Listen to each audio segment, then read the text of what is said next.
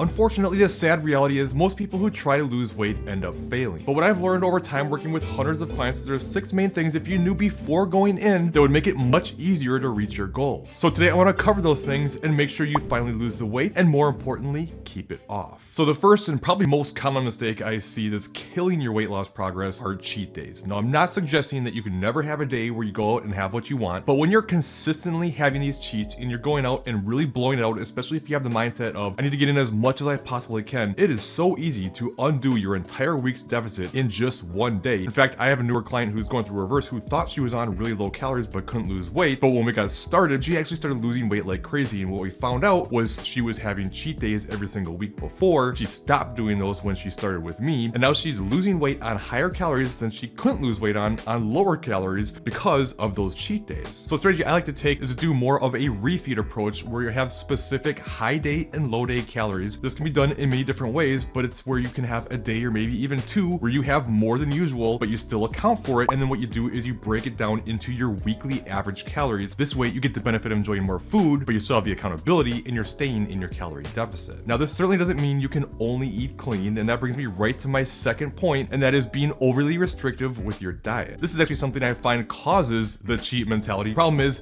by being so strict with your diet and not having anything you enjoy, it causes you to rebel against your diet and leads you down this all or nothing mentality that will always, in the long run, lead to nothing. I mean, tell me this hasn't been you. You go on a restrictive plan, you're doing great for a handful of weeks, and then all of a sudden you have one day where you go off plan, and now you think, crap, I've screwed everything up. I might as well just kind of keep on going here, and then that one day turns into multiple days, then that turns into multiple weeks, maybe even months. Hell, it could even take years before you know it, you've not only undone all your progress you made, but now you're even bigger than you were when you started. Now, while being too restrictive can cause problems, the third mistake is on the flip side, and perhaps you're being a little too loose with things and you're not accurately accounting for your intake. This can be not tracking your food at all. This can be eyeballing portion sizes. This can be taking a lot of extra bites and licks and stealing your kids' chicken nuggets and things that you're consuming but you're not accounting for. But the other problem is if you don't know how much you're eating, what are you going to do when you hit plateaus? It's going to happen at some point. Your body's going to adapt. It's called adaptive thermogenesis. You lose weight, your body's going to slow down its metabolism, basically to guard against starvation. So your maintenance calories is going to drop and you're going to have to make some adjustments. Plus, if you do want to get to a point where you can eat more intuitive, how are you going to do that if you've never tracked and you've never measured out portion sizes? How can you possibly be intuitive? So you need to educate yourself first, and then you can learn to be more intuitive. The fourth thing may sound a little strange, but I'm telling you, it's a killer, and that's focusing way too much on the results. The problem is if you get too focused on it, it tends to get you down, and if you get stressed out about it and you're feeling super disappointed, it just leads you to feel like it's not worth the effort and just turns into a bunch of yo-yo dieting. And you have to understand, again, this has to be a forever thing. You're never going to be done working out. You're never going to be done living a healthy lifestyle. So if there's no deadline, why rush things and put unnecessary pressure on yourself? The fifth mistake I see all the time is eating back your calories burned from exercise. There's a few problems with this. One, you don't actually know how many calories you're burning. You might use like a Fitbit or use the calories burned on your treadmill, any type of formula you may have. But the problem is they have been shown to be horribly inaccurate. There's research that's shown it can be up to 85% off. So if you think you're burning 500 calories from your exercise, but you're only burning 200, and now you're eating 500 calories back, you now netted a 300 calorie surplus from that exercise because you're eating those calories back. And the best way to really figure things out is you just got to be consistent with things, monitor them, and adjust accordingly. So do the same amount of exercise, take the same rough amount of steps, eat the same amount of food, and then just see how things go, and then make adjustments as necessary based on the progress you're making. And the sixth mistake, and possibly the biggest mistake you could be making, is not eating enough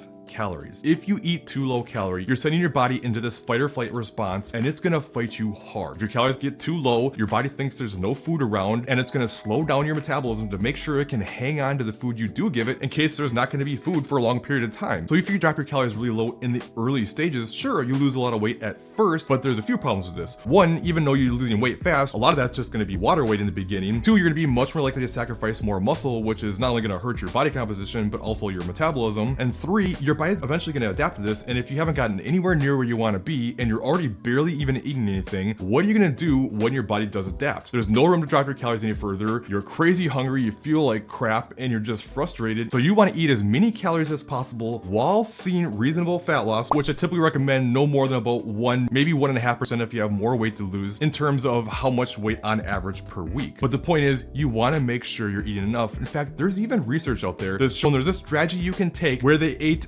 more calories and ended up losing more weight. And yes, I'm serious about this. If you don't believe me, check out this top video up here and I'll break down the research for you, and I'll see you in the other video.